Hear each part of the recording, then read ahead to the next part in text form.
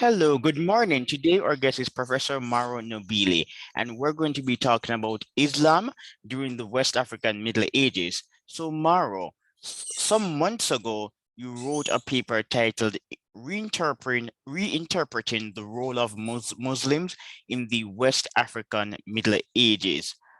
Mauro, I'm interested in the intellectual history of West Africa and this relationship to Islam. But before we talk about ideas during the Muslim medieval ages, let's talk about the spread of Islam.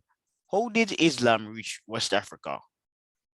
Thank you, Lipton, for the questions and for inviting me over today. I would start by saying that Islam south of the Sahara is a byproduct of the trans-Saharan trade. So it is the result of long-standing trading relationship between the people living in North Africa, in the Sahara, and in West Africa south of the Sahara.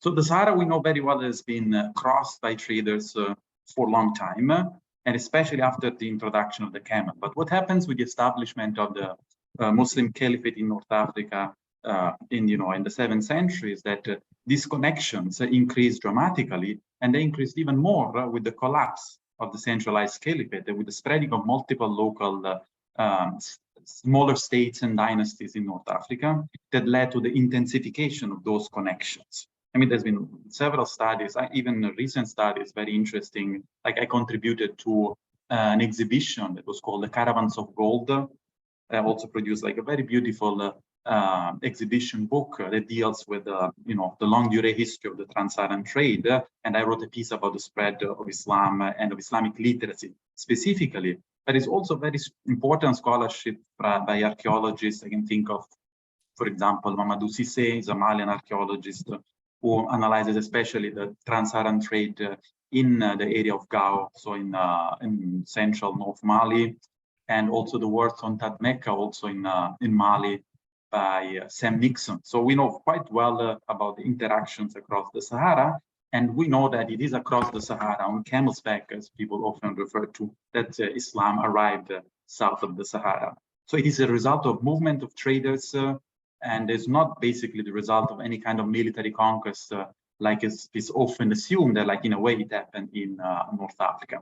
What we can say for sure that roughly by the 11th century, both external sources, like the writings from Muslims, intellectuals that were reporting, news about Africa south of the Sahara, but also from local internal sources, we know very well that Islam had become an important factor in the economic, cultural, of course, religious and political history. It's, for example, another beautiful book by Paulo de Moraes Farias, The Arabic Medieval Inscriptions from the Republic of Mali, that presents this corpus of very early writings on stone by African Muslims writing in West Africa, that documents this very early spread of Islam in the region.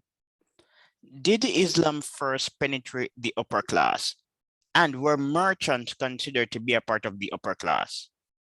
Yeah, thank you again. This is, in a way, you're already pointing in a direction what was going to be my answer, because the traditional explanation, I'm thinking about the scholarship of people like Nehemiah Lefzion, for example, always refer to the fact that the rulers, so the upper class par excellence, were the first recipient of this new religion, which I struggle a little bit with this idea. While I would definitely say, as you mentioned in the actual question, that traders, because of those trading connections that were so crucial for the spread of Islam, were in fact the early recipient, and also those who will be eventually important in carrying the new religion into areas of West Africa that were not touched by the trans-Saharan connection directly. That will be the kind of the one responsible for the expansion of Islam in the region. And in a way, as you say, the traders were part of the of the upper class, I would definitely say, although they were not necessarily connected to the centers of political power. They might benefit from states in West Africa, the so-called West African empires, but they were not necessarily belonging to the same families as the rulers, the one in charge of political power. And also it is among the trading communities that most of the time we will see the spread of literacy and the emergence of a local tradition of Islamic learning. So oftentimes within the same families, you will have traders, but you will have also important scholars. Yeah. And another thing that we need to keep in mind is that rulers did, at a certain point in time, roughly again by the 11th century, several rulers who were Muslims, in different polities, like, in the Senegal River, in the Takrur, or in between the Senegal and the Niger rivers, Ghana, and then eventually Mali, Songhai, etc. We will have ruling dynasties who were Muslims, but I would kind of warn people in thinking that you only have a sizable Muslim community if the ruler of this specific polity was a Muslim. Because in fact, we have, for instance, cases in which rulers who were Muslims will actually use Islam as the major political language. Like, for instance, in the case that I studied in my research, in the so-called Caliphate of Hamdallahi. It's not a medieval polity, it's a 19th century polity. We have a ruler who actually uses the language of Islam to legitimize himself. But in fact, there were several of his subjects who were not Muslims. And the other side of the coin, there were several regions. I'm thinking about, for example, 18th century, 19th century, especially Ashanti in contemporary Ghana, where the rulers will not be Muslims, but in fact, very well of a presence of a vibrant, important, and influential Muslim community, despite the religion of the rulers. Thank you. Mauro, why was there a different approach to the introduction of Islam in West Africa? Why not war? Well, I would say that definitely the spread of Islam in North Africa that starts with the Arab conquest of North Africa was definitely, interrupted by the presence of the desert. So in a way, the Muslim army that was at the time mostly an Arab army could not penetrate the Sahara. So the Sahara was a barrier, not for the traders, but definitely for an army. Indeed, even French in the 19th century was struggling arriving into West Africa across the Sahara. Well, they will do it across the Senegal Valley. And the only armies that are very famous for having crossed the Sahara are one of the Almoravitun, the Almoravids, whose movement that starts, in fact, in the southern Sahara and then eventually takes over in North Africa and even Al-Andalus, so in Muslim Spain, or in the different direction.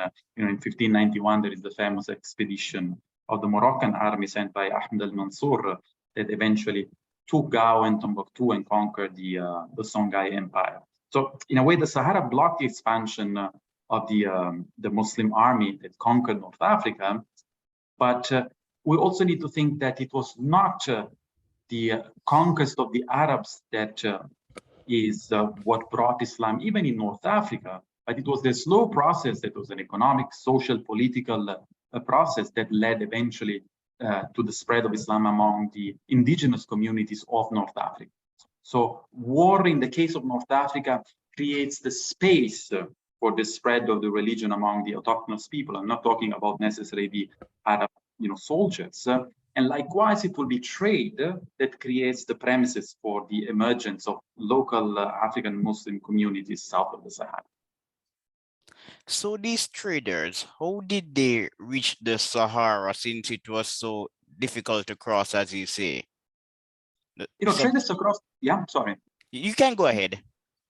No, what I'm saying is that one thing is to cross the Sahara with an army. One thing is to cross it following those paths that have been crossed by centuries by traders. I mean, even if you think about dramatic trans-Saharan trips in the opposite direction nowadays, with migrants coming from Niger, coming from Mali, who crossed the Sahara to reach North Africa, especially Libya, Morocco, and then eventually to try to get to Europe. So the Sahara has always been crossed, but traders with a smaller, number of people and goods that needed to be carried could do that based on their knowledge of wells, of oases, of trading routes. But it's not the same as, bringing down an army across the desert. Yeah. All right, great explanation. No, Mauro, what changes occurred as a result of Islam in West Africa? And of course, the most obvious major change is the introduction of a monotheistic religion in a context that seems to have been dominated mostly by different religious forms of what scholars normally refer to as the African traditional religions. Although there has always been a debate whether or not people south of the Sahara already had the understanding of the existence of a supreme being. I'm thinking about, for example, a scholarship that I'm kind of attached to because it was something I studied as an undergraduate student, where the theories of a famous scholar of West Africa, Robin Horton, who described a sort of common feature of many West African religious traditions as characterized by the existence of a supreme being that was kind of detached away from, from people and sort of an intermediate layer of lesser spirits. So this, I think, is the terminology that he uses, that were in contact with common people, and they tend to be, worshipped and also who interacted more with local people. So in a way, Islam brought an increased stress over this idea of a supreme being. Although, of course, it's kind of complicated to try to think how were local religion before the arrival of, of the new religion of Islam, simply because of sources. And most of the time, people try to speculate on the basis of what is observed in more recent times to try to understand what happened before the, the arrival of Islam.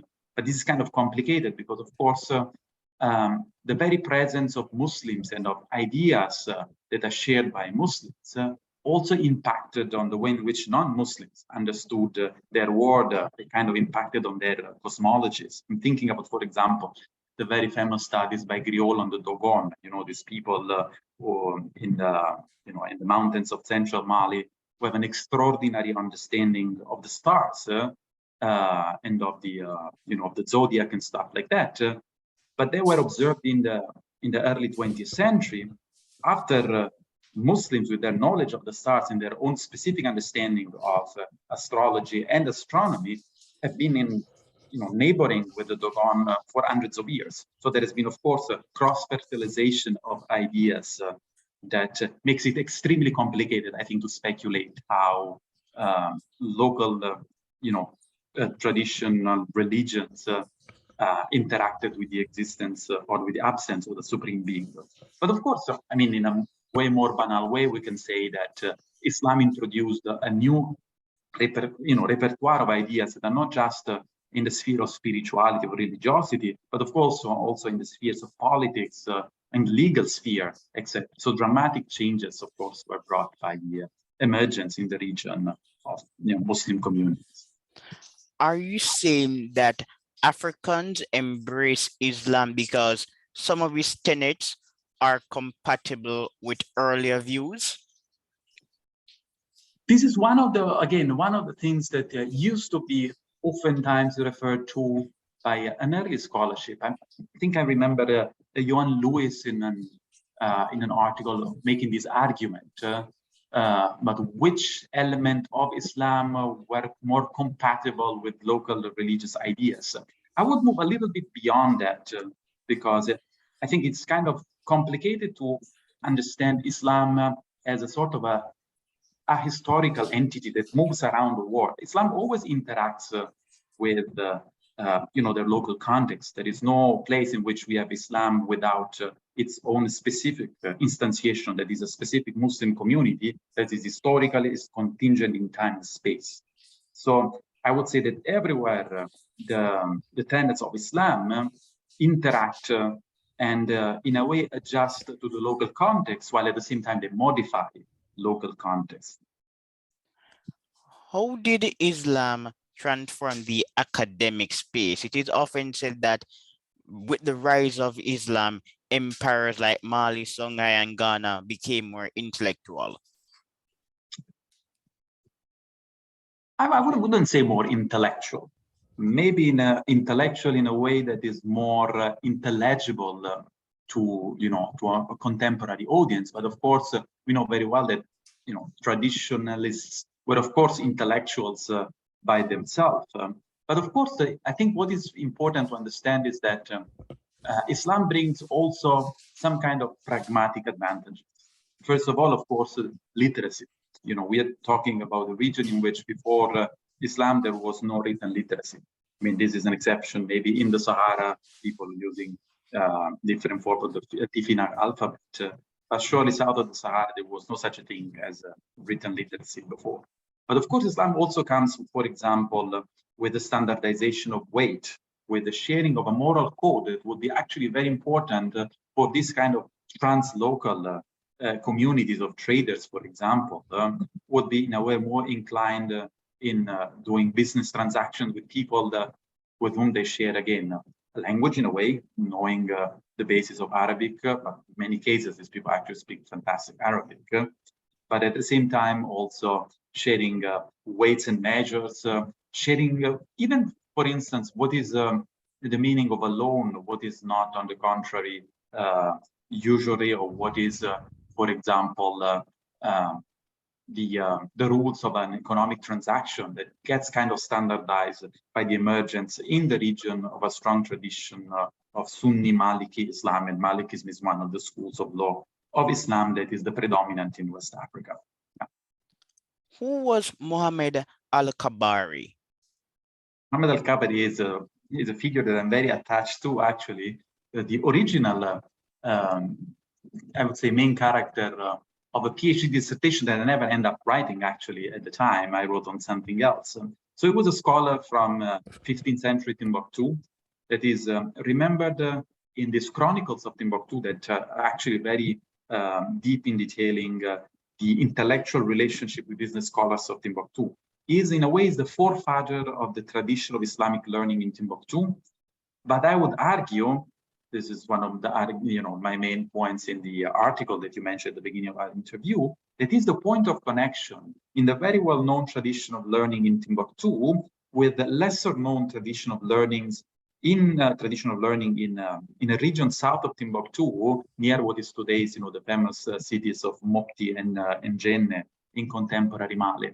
So Muhammad al-Kabari was a mystic and a scholar of Islamic law in Timbuktu, who basically trained the earlier local scholars from Timbuktu, but seems to be, as I was saying, in a way among the last representative of an earlier tradition of learning south of Timbuktu that might have been linked to the time of the so-called Empire of Ghana, that eventually fades away, and of which we don't really have that many sources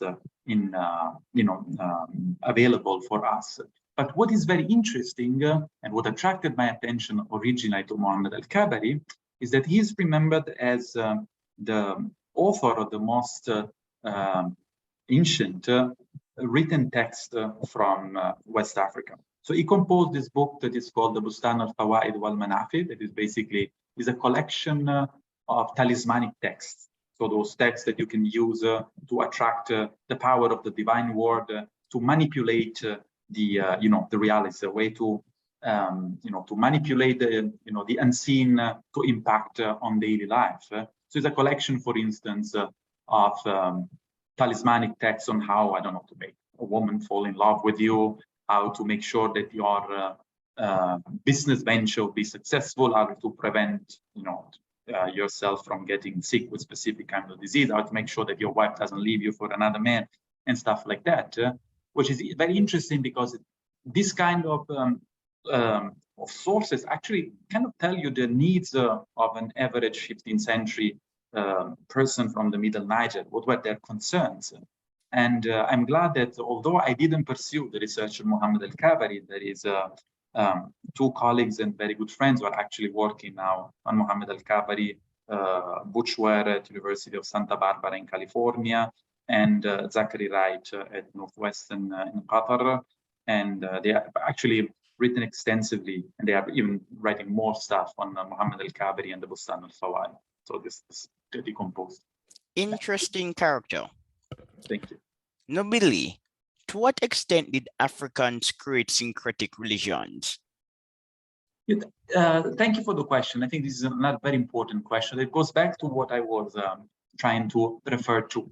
I don't like to talk about syncretism because the images that I always think of when I think of syncretism is some kind of mixing of discrete religious traditions in a way that I normally compare to my students to the mixing of oil and water. You know, if you pour oil in a glass of water, in fact, two things don't actually mix, but you see something is almost idiosyncratic, you know, that if you can still see the water, you can still see the oil, and these two things don't actually interact that well. And also it is premised, I think, on what I was mentioning before, the existence of something that we can call Islam that is detached by actual people on the ground. So as a historian, I deal with people. I don't deal with things that I cannot actually kind of see. So Islam, I only see it when it materializes in specific communities, as again, that are located in time and space. It is a beautiful book that is now a little bit old, is 1992, I think, but still fantastic, by anthropologist Robert Launay. It's called Beyond the Stream, that makes exactly this argument. So we can only study Islam in its concrete instantiation, and it specifically analyzes the transformation of a Muslim community in northern Ivory Coast. So what I'm trying to say is that basically every Muslim community negotiate a core of beliefs of texts that are not just, of course, the Quran and the Hadiths of the Prophet, etc., but they are also legal texts, texts about mysticism, texts about logic, rhetoric, etc., etc. So these texts, these practices, and this personal relationship, we're talking about connections between traders and scholars. So they always negotiate those things with their own historical context. And it is actually how to make sense of the plurality of the forms of the manifestation, of Islam in its concrete historical, manifestations, with this idea of one thing that is Islam, that created like a strong debate among scholars, especially among anthropologists. And I'm thinking, for example, about the works of Talal Asad or Shahab Ahmed, who have been trying to grapple with the problem of how we make sense that we have multiple, very diverse manifestation of what it means to be Muslim in time and space, and how we can still have a category, there's an analytical category that is Islam. So what I'm trying to say here is that the ways in which African Muslims have been Muslim in their histories is no different in terms of this negotiation between these core beliefs and practices and specific historical context from the way in which, for example, Arabs were living their Muslim identity, their Muslim identity in the Middle Ages or today. I think that the problem here is an angle distortion.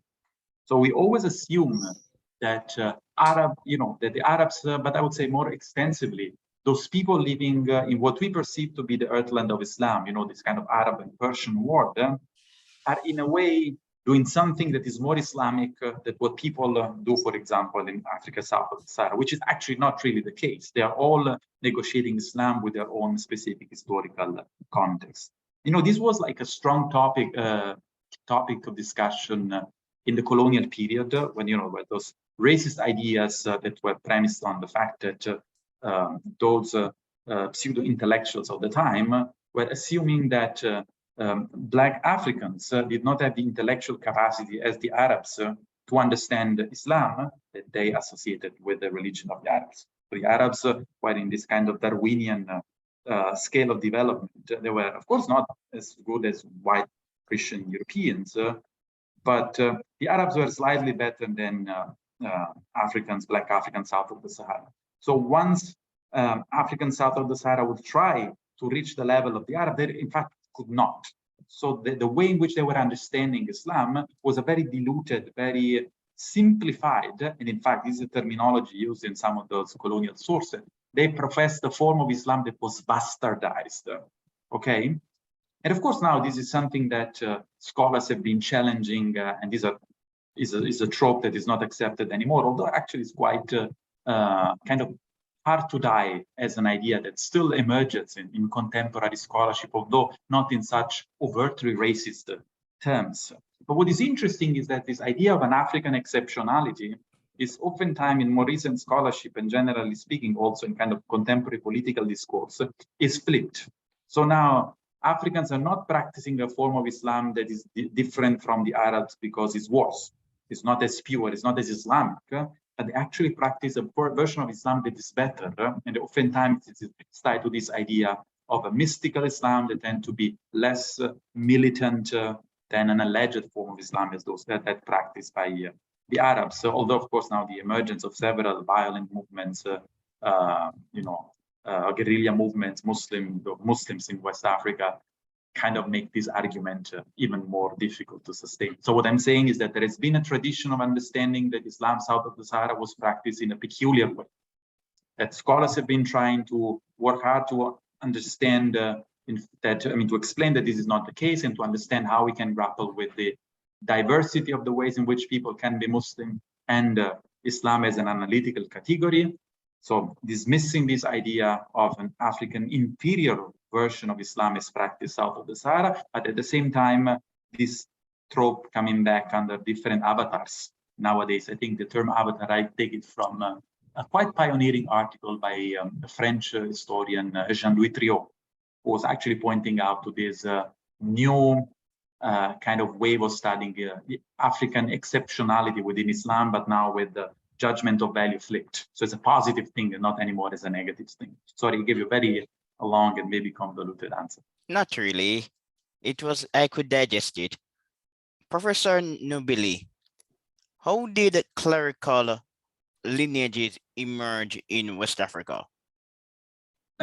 Thank you.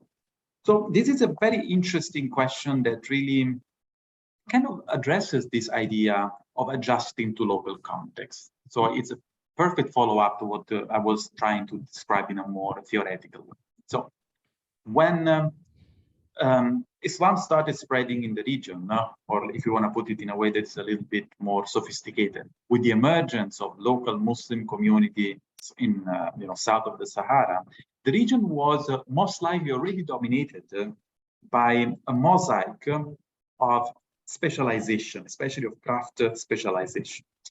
So most of the West African societies over which we will see later on the spread of the new religion were characterized normally by three layers. It was freemen, oftentimes referred to as nobles. Then we have people that were endogamous groups of craftsmen, and then slaves. So these endogamous groups of craftsmen were basically blacksmiths, were leather workers, and then there were the craftsmen of the world. So the bards, the griots, if you want to use like a French term that gained popularity. So those people existed along with freemen and slaves. So they were not as high status as the freemen, but they were not slaves. They could not choose the kind of occupation that they wanted to do, and most important, they could not marry outside their own group. So in this context, the emergence of lineages of people who were Muslims that were also kind of craftsmen themselves, because they were the specialists of their interactions with this newly introduced, in a way, supreme being. So the God, or you want to say the God of Islam, if you want to put it, in word that kind of accommodate to what most likely was a context of religious plurality at the time. So the specialists of the interaction with God were rationalized and found their own space in this mosaic as a sort of a new group of endogamous groups of craftsmen.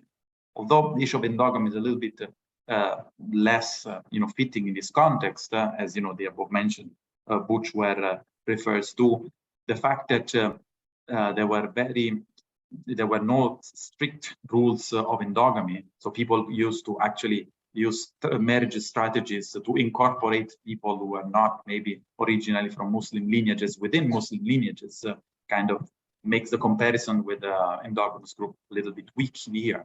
But so this very idea, in a way, that there was a space for the emergence of people who were considered to be specialists of a particular craft, again, in this case, the craft of Islam, kind of pre-existed and allowed these newly emerged Muslim lineages to find their own space in this very structured society. And what is interesting is that we know very well about some of these endogamous groups. I mean, you can see it from surnames. If you see somebody who's a Kouyaté, you know that in certain context is going to be a griot. If you have somebody who's a Cham in certain context, it will be a blacksmith. I mean, if people know Malian music, there's many people who are a Jabaté. Jabaté, of course, is also a griot surname.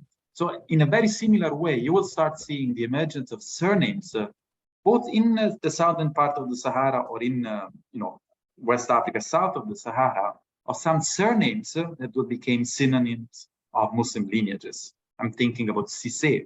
Zachary Wright, I mentioned him already, worked on the Sise lineages. So if you're a Sise, you know that you are a Muslim scholar. If you are a Bagayogo, for example, you will be a Muslim scholar. A Timite, Kamagate. And on purpose, I'm going through different parts of West Africa because this is very common. If you're a Drame, you know that you're a Muslim scholar. But even as I was saying, if you go up in the Sahara, if you're Nisba, that is, the kind of the name of provenance among Arab-speaking people in the region and beyond, if you are a Sufi, you know that most likely you are a Tuareg, but you belong to a Muslim lineage of specialists of Islam. If you are al-Kunti in Timbuktu, you belong to the Kunta scholarly lineage, etc. So it becomes like a very distinctive form of an identity, although not all the Kunta will become like major scholars. Many Kuntas actually, their religious prestige just comes from the fact that they belong to a family of Muslim scholars, but doesn't mean that everybody is a Muslim scholar. Not all the Drame will be Muslim scholars, but again, they belong to these broader lineages. All right. And in these societies, did lineages promote religion and trade? What exactly was the role of lineages? Lineage was crucial because, as I'm saying, being born in a lineage of Muslim scholars gives you a certain form of religious authority that was oftentimes parallel to different forms of authority that can be, for example, the most banal one is the political authority. So being a kunta, even if you don't study, already gives you the aura of belonging to what we could even call with the banalization as a saintly lineage. So it gives a lot of prestige. But what is interesting, it goes back to the point about marriage strategies, that you can enter, you can reproduce new forms of authority by studying. So there is also a parallel form of authority that you gain by studying. So another form of lineage is the intellectual lineage, materializes with people who study with specific scholars who already have authority, and then slowly will create themselves new lineages of authority. Another good friend and colleague is actually working on an article right now, Amir Said from the University of Virginia, who's working on Ghana, and is dealing exactly on the parallelism between lineage and this chain of transmission of learning as ways to reproduce or create separate forms of authorities. Thanks for your time, Professor Nobili. This interview has been quite innovative and informative. I'm sure our listeners are going to love it and love you. Again, it has been a pleasure. Thank you very much, Lipton, and thank you for giving me this opportunity and to add myself to the very, impressive list of your interviewees. So I really appreciate your time. All right, thanks. Bye. Thank you very much. Bye-bye.